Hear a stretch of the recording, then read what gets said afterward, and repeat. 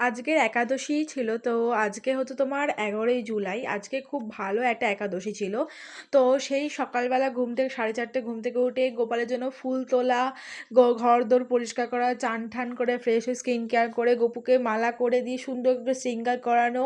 আমার আজকে দিনটা যে এত ভালো গেছে যে কি বলবো! আমি আজকে ১৭ মালা জপ করেছি। যখন আমার বাড়িতে সত্যি কথা বলবো সবসময় মানে মাঝে আমার জপ করা হয়ে ওঠে না। ঠিক আছে? তো মালা দিয়ে তো আজকে আমি ১৬ মালাও করতে পারি না। একাদশীর দিন ওই ধরো কখনো, কখনো ওই ১০ মালা মতন হয়, ১৬ মালা হয় না। আর আজকে আমি ১৭ মালা জপ করেছি। তারপর গোপুসোনাকে তো যা, যা ভোগ দিয়েছি আর আমি নিজেই যা, যা খেয়েছি অবশ্যই ভিডিও শেয়ার করেছি। এবং একাদশীর দিনই তোমাদের ১২ টা ভিডিও পোস্ট করা, গুড মর্নিং।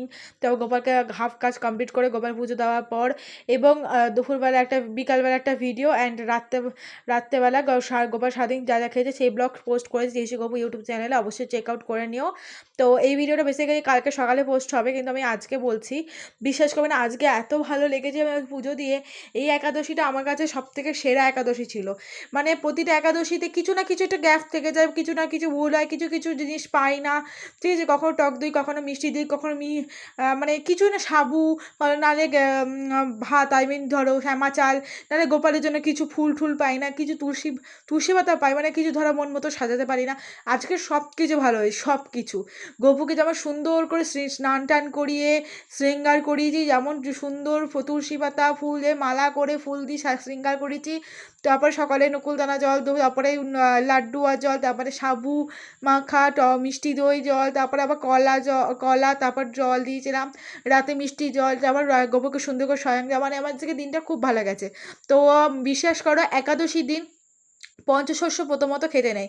একাদশীর দিন মেন কথা ব্রহ্ম মুহূর্তে ঘুম থেকে উঠে নিজে স্নান-টান করে পরিষ্কার হয়ে যেই রুমে মানে ঠাকুর ঘরে থাকো বা যেই ঘরে গোপাল থাকবে সেই ঘর পরিষ্কার করে, তো তারপরে সেই ঘর পরিষ্কার করে তারপর গপুদের সুন্দর করে মালা গেঁথে তু চন্দন বেটে ধূপকাঠি, ধুনো, প্রদীপ জ্বালিয়ে সুন্দর করে গপুকে স্নান, চন্দন, ঘি, মধু, চন্দন মাখাতে হয়, যেটা আমি এখন মধুটা শেষ, ঘিটা একটুখানি রয়েছে।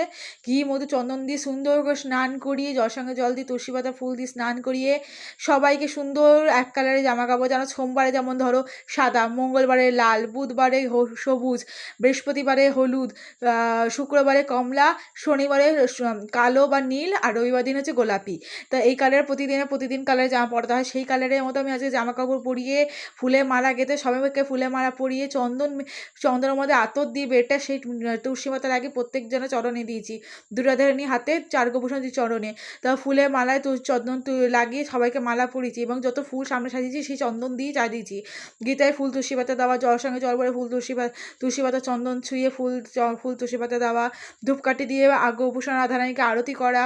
ঠিক আছে? তারপর এই জিনিসটা করা, তারপর সকালে ভোগ দেওয়া, অর্পণ করেছি। তারপর গোপালের বিছানা ঝেড়ে বিছানা করা, যত কালকে জামাকাপড় পরেছিল বাসি জামাকাপড় সব ধুয়ে মেলে দিয়েছি। বাসনগুলো উগুর করে রাখা, সব কমপ্লিট করেছি। ফুল তুলতে যাওয়া, মানে আজকে খুব ভালো লেগেছে, বিশ্বাস করো।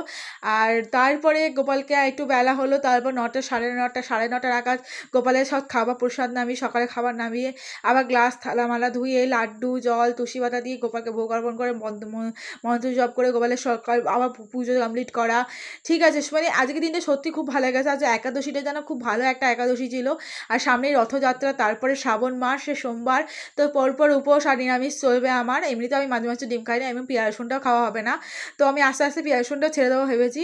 তো যাই হোক রাত হয়ে গেছে, আমার খাবার কমপ্লিট। এবার সারাদিনে যা, যা খেয়েছি আমি কালকে এই ভিডিও পোস্ট পেয়ে যাবে, এডিট হয়ে গেছে আমার। তো এইদিকে গোপাল কিন্তু শয়িংয়ে চলে গেছে আর এদিকে আমার বিছানা হয়ে গেছে।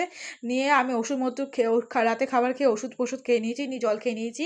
এদিকে মশা মারা ধূপকাঠি জ্বালিয়ে চকের ড্রপ জোগাড় করে নিয়েছি। আর এখন বেজে গেছে 10টা 15, কারণ সকালবেলা উঠতে হবে। তো চলো, গুড নাইট সবাইকে, শুভরাত্রি, ভালো থেকো, সুস্থ থেকো, রাধে রাধে, হরে কৃষ্ণ, হরে কৃষ্ণ। একাদশী সম্পর্কে যদি তোমাদের কিছু জানার থাকে তো অবশ্যই কমেন্টে জানাবে, আমি নেক্সট ভিডিওতে বলে দেবো।